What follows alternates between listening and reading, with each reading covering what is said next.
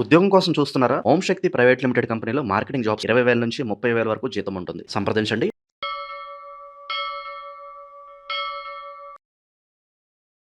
అందరికీ నమస్కారం. నేను శిరీష. ప్రస్తుతం మనతో పాటు ఉన్నారు ప్రముఖ ఆధ్యాత్మికవేత్త, జ్యోతిష్య వాస్తు పండితులు బ్రహ్మశ్రీ ఉమా మహేశ్వర సిద్ధాంతి గారు. గురుగారితో మాట్లాడదాం. నమస్కారం గురుగారు. గురుగారు, ఆగస్టు మాసంలో మిథున రాశి వారికి ఎలా ఉందంటారు? ఎలాంటి జాగ్రత్తలు తీసుకోవచ్చు అంటారు? ఆర్థిక పరంగా, ఆరోగ్యపరంగా ఈ మాసం వీరి యొక్క గ్రహ గోచారం ఏంటంటారు? మిథున రాశి వారికి ఏదైనా హెచ్చరిక, జాగ్రత్తలు ఉంటే ఒక్కసారి తెలియజేయండి. సర్వమంగళ మాంగళ్యే శివే సర్వార్థ సాధకే శరణ్యే త్రయంబకీ దేవి నారాయణీ నమోస్తుతే. ఓం శ్రీ గురుభ్యో నమః. ఓం శ్రీ ఘం గణపతియే నమః. మిథున రాశి, మిథున రాశి వారి గురించి చెప్పాలి అంటే చాలామంది చాలా రకాలుగా చెప్పుకొస్తున్నారు. మంచి పాజిటివ్గా చెప్తున్నారు, ఏదేదో చెప్తున్నారు, కానీ నేను చెప్పట్లేదు. మిథున రాశి వారి గురించి ఎన్ని చదువులు చదివిననేమి, ఎన్నెన్ని విన్నననేమి, హీనుడవగుణంబును మానలేడు, బొగ్గు పాల కడిగిన పోవునా మలినంబు విశ్వదాభిరామ వినుర వేమ. ఇటువంటి పద్యాలు మనం మధ్య మధ్యలో జ్ఞాపకం పెట్టుకోవాలి. ఇప్పుడు ఇది నేను ఎందుకు చెప్పాను? ఇక్కడ మిథున రాశి వారు హీనులు అంటం లేదు. వీరి దగ్గరికి వచ్చే బంధు మిత్రవర్గముల వారు చేసే మాయలకు లోపడుతున్నారు. వాళ్ళ పట్ల జాగ్రత్తగా ఉండాలి. వారి పట్ల జాగ్రత్తగా ఉండాలి. ఆడు దుర్మార్గుడు తెలిసింది, హీనుడు అవగుణాన్ని మానలేడు. నువ్వు పచ్చగా ఉన్నావు, ఈ హీనత్వం కలిగిన వాడు వచ్చేమంటాడు, నువ్వు ఇంకేముంది, ఉర్వశి, రంభ, మేనక, తిలోత్తమ, అప్సరసవి, ఇవన్నీ ముఖస్థుతి మాటలు. నిన్ను పైకి ఎత్తుతున్నాడు. గతంలో నువ్వు ఓసారి మోసపోయేవాడి జాగ్రత్త. ధనంతోనో లేకపోతే అధికార తత్వంలోనో అందులో మోసపోయావు. అది మోసం చేసే కదా, తెలిసింది కదా. మళ్ళీ నీ అవసరం వచ్చింది, ఇప్పుడు వస్తున్నాడు, అందుకే పొగుడుతున్నాడు. ఇదే మిథున రాశి వారికి, మీన రాశి వారికి కూడా చెప్తాను ఇదే పదం. మీనరాశి వారికి కూడా ఇదే. అటువంటి పరిస్థితుల్లో ఉన్నారు. ఇక విద్యార్థులు పరిస్థితులు ఏంటి? విద్యార్థులు చదువుతున్న వాళ్ళు బ్రహ్మాండమైన ర్యాంక్ తెచ్చుకోగలుగుతారు, చెయ్యాలనుకున్న పనులు సాధించగలుగుతారు, ఏదైనా అవలీలగా సాధించగలరు. అంటే 2 రోజుల్లో చేయవలసిన పనిని 2 గంటల్లో చేస్తారు. అంత ఫాస్ట్ ఉంది వీళ్ళకి, విద్యార్థులు. ఇక ఉద్యోగ రంగంలో ఉన్న వాళ్ళు ఏ రకంగా ఉన్నారు? ఉద్యోగులు కూడా బాగానే ఉంది. అయితే దూర ప్రాంతములకు బదిలీ అయ్యే అవకాశాలు కూడా ఈ యొక్క మిథున రాశి వారికి ఉంది. దూర ప్రాంతాలకి బదిలీ అవుతారు. మంచిదే, బదిలీ అవుతున్నారంటే జీతం పెరుగుతుంది, ట్రాన్స్ఫర్ అవుతుందంటే జీతం పెరుగుతుంది. జీతం పెరిగిన తర్వాత యోగదాయకంగా. అలాగే స్వదేశంలో ఉన్నవారు విదేశ గమనాలు, విదేశీ యోగం ఉంది. రాహు దృష్టి ఎప్పుడైతే మిథున రాశి మీద ఉందో రాహు యోగకారకుడిగా ఇవ్వాలి. అక్కడ విదేశ గమనానికి వెళ్ళాలంటే రాహు ఫలితమే కావాలి ఇక్కడ. కాబట్టి వీళ్ళు విదేశాలకు వెళ్ళాలనుకున్న వారు విదేశాలకు వెళ్ళగలుగుతారు.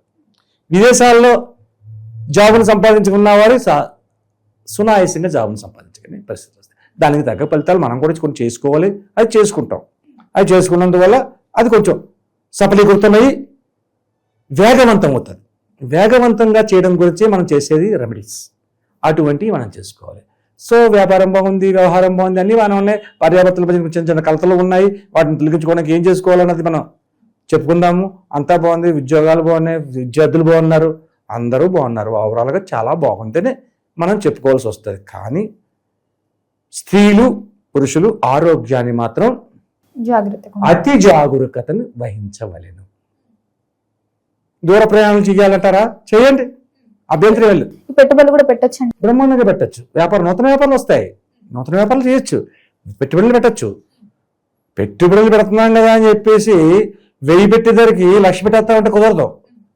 అచితూచి పెట్టుకోవాలి.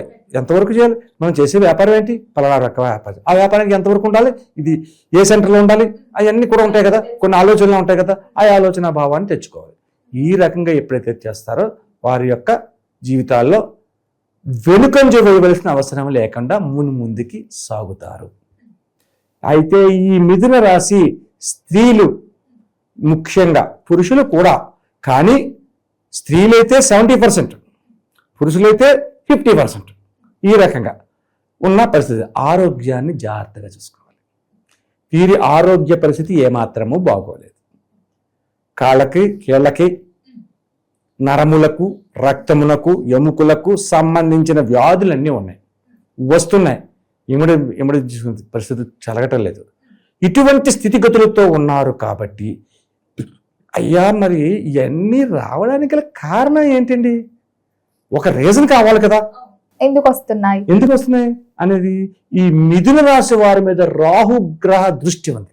ఆ గ్రహ దృష్టి వల్ల ఇదంతా జరుగుతుంది. ఈ రాహు అనగానే చండాల గ్రహము.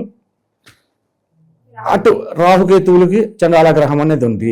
ఈ రాహు అనగానే నాగదోష విధానం చూపిస్తుంది ఇక్కడ. ఈ నాగదోష విధానం చూపిస్తే ఆరోగ్యం దెబ్బతింటుంది. ఈ ఆరోగ్యాన్ని కాపాడుకోవాలి. అయ్యో నాకు తలకాయ నొప్పి వచ్చిందండి, లేదా నాకు పన్ను నొప్పి వచ్చిందండి, ఆ పన్ను నొప్పి కదా పోద్దులే, ఏ బుగ్గుతో చూసుకుంటాను అని లెక్క వేయకూడదు. దాన్ని ముందు శ్రద్ధ తీసుకోవాలి, జాగ్రత్త పడాలి. చిన్నదే అనుకుంటే అది పన్ను తీసేసేంత పరిస్థితిలో పడిపోద్ది. ఏమంటే పన్ను గురించి చెప్తున్నారంటే మన శరీర భాగాల్లో ఏదైనా పన్ను పోతే రాదు. అవునండి, ఏది కన్ను పోతే కన్ను పెట్టుకోవచ్చు. సర్వేంద్రయానం నయనం ప్రధానం ఉంది, రైతే. కన్ను పోయింది, కన్ను పెట్టుకోవచ్చు. పన్ను పోతే పన్ను పెట్టుకోవచ్చు. వస్తాను కృత్రిమ దంతం పెడతావు, దానికి ఏదేదో పోట్లు కొడుతారు, డ్రిల్లింగ్ చేస్తారు, అది ఏదో పెడతారు, ఇది పెడతారు, గమ్ పెడతారు, ఈ గమ్ పెడతారు, అది ఊడిపోయిదే ఎప్పటికైనా. అందుకనే పన్ను గురించి చెప్పాను. ఈ పంటికి వచ్చినా కూడా శ్రద్ధ తీసుకోవాలి. అటువంటి విధానంగా ఈ యొక్క మిథున రాశి వారు ఉన్నారు. సరేనండి, మిథున రాశి వారు ఇలాగ ఉన్నారు. భార్యాభర్తల మధ్యన ఏ విధమైనటువంటి విధానాలు సాగుతున్నది? అస్సలు బాగలేదు. భార్యాభర్తలలోని గొడవకి సిద్ధమైపోతున్నారు వీళ్ళు ముందుగాను. దేనికి అర్థం కాదు, ఎక్కడెక్కడికో వెళ్ళిపోతారు, ఏదేదో వెళ్తారు. ఎప్పుడో జరిగింది చెప్తారు, ఇప్పుడు జరిగింది చెప్తారు. ఏది కావాలి అంటే ఏంటంటే మైండ్ మెచ్యూరిటీ కాలేదు, పోతుంది, బ్రెయిన్ ఎక్కడికి వెళ్ళిపోతుంది. అటువంటి విధానాలు ఉన్నారు భార్యాభర్తలు. తస్మాత్ జాగ్రత్త. వాళ్ళు వాగ్వాదాన్ని పెంచుకోకండి, మాటలు తగ్గించండి, మంచిగా మాట్లాడండి, కాసేపు నవ్వుతో పలకరించండి, కోపాన్ని తగ్గించండి. అన్ని రకాలుగా యోగదాయకమైన స్థితిని పొందుతారు కదా. నవ్వే 4 విధాలుగా చేటును ఒకప్పుడంటే ఇప్పుడేమంటున్నాం, నవ్వే 4 విధములుగా, 4 విధములు కాదు 9 రకాలుగా యోగాన్ని ఇస్తుంది, మంచి జరుగుతుంది. నీ నగుము అనే పాటలు కూడా ఉన్నాయి అందులో చక్కటి. కాబట్టి ఆ యొక్క నవ్వుని వదలకుండా ఈ మిథున రాశి వారు ఉంటే ప్రతి విషయంలోనే కూడా ధీటుగా ఎదరకెళ్ళగలుగుతారు. ధీటుగా, ఘాటుగా కాదు, ధీటుగా వెళ్తారు, ఎదురులేదు అనే విధంగా సాగుతూ ఉంటారు. మరి గురుగారు, ఈ మాసం అంతా మిథున రాశి వారికి ఇంకా బాగుండాలంటే ఏ దైవ నామస్మరణ చేయాలి? ఆల్రెడీ రెమెడీస్ కూడా తెలియజేస్తానన్నారు, ఆ రెమెడీస్ కూడా ఒకసారి తెలియజేయండి. కలియుగ దైవమైన వెంకటేశ్వర స్వామిని ఆరాధించాలి. ఏ రకంగా ఆరాధించాలి? కృష్ణ తులసిని ఆకులుంటాయి, కాడ నల్లగా ఉంటుంది కృష్ణ తులసికి. రామ తులసి వేరు, కృష్ణ తులసి వేరు. కృష్ణ తులసి ఆకులను తీసుకోవాలి. కృష్ణ తులసి ఆకులతోటి పటికి బెల్లం చిప్స్ ఉంటాయి కదా, ఆ పటికి బెల్లం చిప్స్ ఓ 1/4 కిలో ఎంతో కొంత పట్టుకుని వెళ్ళి, అత్తగారిపూర అగరబత్తులు మామూలే అవన్నీ పట్టుకుని వెళ్ళి శుక్రవారం నాడు వెళ్ళాలి. శనివారం కదా వెంకటేశ్వర స్వామిది, అందరూ అదే అంటుంటారు. అవును, కానీ అంటారు కదా. ఇది ఏ మాసం మనం చెప్పబోయేది? శ్రావణ మాసం. శ్రావణ మాసానికి అధిపతి ఎవరు? లక్ష్మీమాత. లక్ష్మీమాతకి ప్రప్రథమైన వారము శుక్రవారం. లక్ష్మి హరికి ప్రియులు, వెంకటేశ్వర స్వామి ప్రియురాలెవరు? లక్ష్మీ అమ్మవారు. లక్ష్మీ అమ్మవారు. కాబట్టి అమ్మవారిని ముందు పెడితేనే స్వామివారు అమ్మ అని కొంచెం ఉంటుంది. కాబట్టి శుక్రవారం నాడు ఉదయకాలాన్నే వెళ్ళాలి. వెళ్ళి శుభ్రంగా ఈ యొక్క కృష్ణ తులసితోటి అష్టోత్తర నామాలతో పూజ చేయించాలి. పూజ చేయించిన తర్వాత ఆ పట్టికి బెల్లం మిశ్రీని తీసుకుని అక్కడ ఉన్న భక్తులందరికీ పంచిపెట్టాలి. పంచిపెట్టి అక్కడ కూర్చోవాలి. అక్కడ కూర్చుని కాసేపు విష్ణు సహస్రనామాన్ని చదవండి, లేదా వినండి. విష్ణు సహస్రనామాన్ని చదవడం కానీ వినడం కానీ చేయండి. వెంకటేశ్వర స్వామికి అత్యంత ప్రీతికరమైనది కాబట్టి అది మనం చేసుకోవాలి. ఇలాగా ఈ యొక్క మాసంలో వచ్చే ప్రతి శుక్రవారం నాడు కూడా ఇలా చేసుకుంటే ఆరోగ్యపరమైన పరిస్థితులు, అనారోగ్యం అనేది తొలగి ఆరోగ్యమైన స్థితిని పొందుతారు. భార్యాభర్తల మధ్యన వస్తున్న కలహములు, ఎందుకని శుక్రవారం నాడు చేయమన్న కారణం కూడా ఇదే. భార్యాభర్తల మధ్యన కలహములు ఉన్నాయంటే వెంకటేశ్వర స్వామి భార్యాభర్త లక్ష్మీదేవి విధానంలో ఉన్నది కాబట్టి ఆ భార్యాభర్తల మధ్యన కలతల పాటు యోగదాయకమైన స్థితిని పొందుతూ ఉంటారు. ఇటువంటి విధంగా చెయ్యాలి. అలాగే ఇందాక వృషభ రాశి వారికి, మిథున రాశి వారికి కూడా ఒక రెమెడీ చెప్దాం అనుకున్నాము. ఏంటంటే సంతానం లేనివారు ఎవరైనా ఉంటే గుమ్మడికాయ ఉంటుంది, కూర గుమ్మడికాయ, ఈ ఒక్క గుమ్మడికాయని, ఈ గుమ్మడికాయని తీసుకుని వచ్చి శుక్రవారం నాడు ఉదయాన్నే ఒక బ్రాహ్మడికి దానం ఇవ్వండి. గుమ్మడి పండు ఒకటి ఇస్తే సరిపోతుందా? తప్పు. గుమ్మడి పండు ఒకటి ఇవ్వకూడదు. దానితో పాటు 2 తమలపాకులు ఉండాలి. అందులో ఒక దక్షిణ ఉండాలి, ఒక ఒక్క ఉండాలి. ఒక్కనిసరికి ఒక్కపొడి ప్యాకెట్ పెడతారు, కాదు, ఒక్కే పెట్టాలి. ఒక్క పెట్టి దాంట్లో దక్షిణ పెట్టాలి, ఎంతో కొంత మీకు తోచింది. దాంతోపాటు ఈ గుమ్మడి పండుని దానం ఇచ్చి కాళ్ళకి నమస్కరించాలి. అప్పుడు సంతాన యోగ్యత ఉంటుంది. అలాగే సంతానంలోని మొండితనంగా ఉన్నవారు కూడా మంచిగా మారుతారు, మొండితనం పోతుంది.